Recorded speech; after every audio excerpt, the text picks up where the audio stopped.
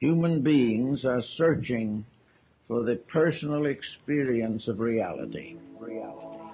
They are seeking to come to understand themselves, to find a reason for their own existence. And so you go round and round and round, ever chasing the illusion that there is something outside yourself, outside your here and now, to be attained that will make things better. No guru, no method, no teacher, and no nothing else either.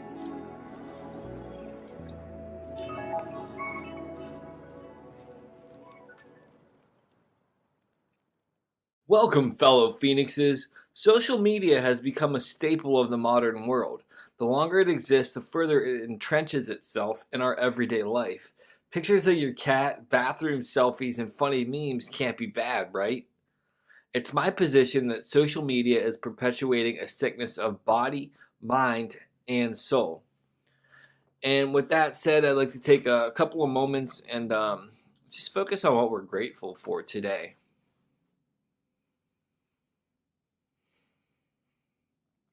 Today, I'm grateful that the sun is out here in northeastern Ohio. The weather's a little bit warmer than it has been, and I have the rest of the day off to kind of relax and decompress.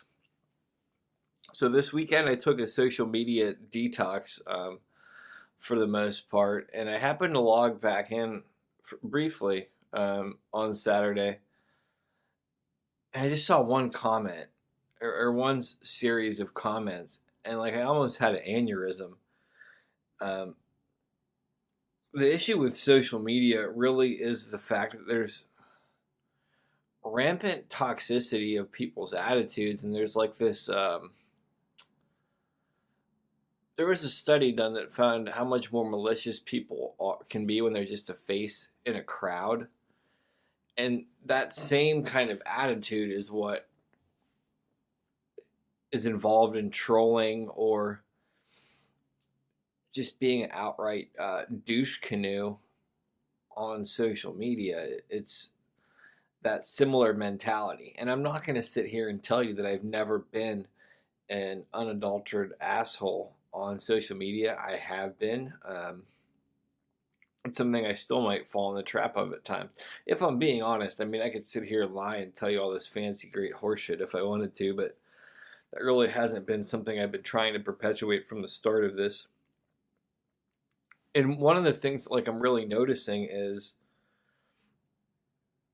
when I see people perpetuate these like stereotypical attitudes on social media and they're taken to these extremes, it begins to stain how I perceive similar people in actual reality as well. And it's very dehumanizing, I guess, where I'm overemphasizing those certain traits and forgetting the other similar traits that we all share. And it's something I need to work on because I've been in this headspace lately where I'm just fucking irritated with people in general. Like I haven't been in this space to this extreme in a while, I feel like, and it's something I need to work on. It's funny what one of my next points of discussion are on this whole issue with social media sickness or whatever. There's like this overarching lack of empathy. And it's one of those things that I can be conscious of, that like I'm lacking empathy in those circumstances. But just seeing how unempathetic other people are and how self-centered and ego-driven and all this kind of stuff other people are, it's upsetting to me, like in lots of ways, to see how fucked some people are. But then I have to draw it back and look at me and recognize that like I'm being self-centered and I'm showing a lack of empathy for them. Because if people feel compelled to, let's just use like racism, if people feel compelled to narrow down a specific race or be sexist assholes or just say all this like toxic, polluting shit they have to be pretty miserable inside, and they've had to have a pretty traumatic life. And I'm not giving them carte blanche to be that way. And I'm not saying it makes it okay that they act that way. It's just looking holistically at the bigger picture of why these people are acting that way, and just having empathy for it. It doesn't make the behavior okay. It doesn't mean anything. It just means this is why it is. One of the other things that I want to talk about, which is going to be an opinion that not many people are going to rally behind, I feel like, is this whole concept of if you have one negative opinion about something, that makes you this certain extremist attitude. I've been told I'm a racist, misogynist, and I'm not going to say I haven't done misogynistic things in my life.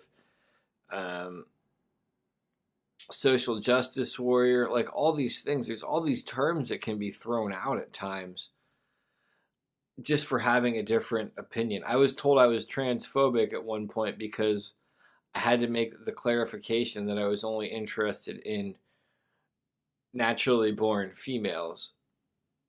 And it's not that I have an issue with people who feel that way from birth to make that transition. What other people do isn't any of my business, but it's also doesn't make me transphobic specifically because I'm not attracted to that. And at some point I feel that like both spectrums of the social media have just gone fucking batshit crazy. And trying to be centrist in everything, it can get incredibly exhausting. And I think that one of the reasons that the centrist attitude isn't expressed more on social media is because it is exhausting. And there are like 2 points. And I guess the thing is, like, I have better shit to do with my time than to hop on that shit. And I should be utilizing the time that I do have instead of like checking comments sections that I know are going to be freaking dumpster fires, or just participating in these arguments or discussions that aren't going to change anyone's opinion, that are going to be reduced down to the most base reasonings for discrediting it, or like, I'm just really over it by and by. And I think that it's one of those things where I just need to switch my whole social media thing back to where it was when I recreated my Facebook account when I started recovery, and just have it be focused on positive and uplifting things and promoting my business. And people will say, like, you don't want to echo chamber this, that, and the other. The reality is, if I'm living in the real world, I'm not going to get into an echo chamber. So if I have an echo chamber of things that are supportive to my well-being overall, yeah, I think that that's good. And realistically, everybody constructs an echo chamber. And even if it is, let's just say that there's a negative side to an echo chamber, what's going to be worse? Me constantly exposing myself to shit that's upsetting that I can't change and it's staining my worldview, or being in this echo chamber and people will say, well, that's weak if you have to do that. You know what? Maybe it is weakness. Maybe that's where I'm at with everything. Maybe I'm exhausted from how much personal growth I've been doing. And right now, that isn't a fight that I want to fight.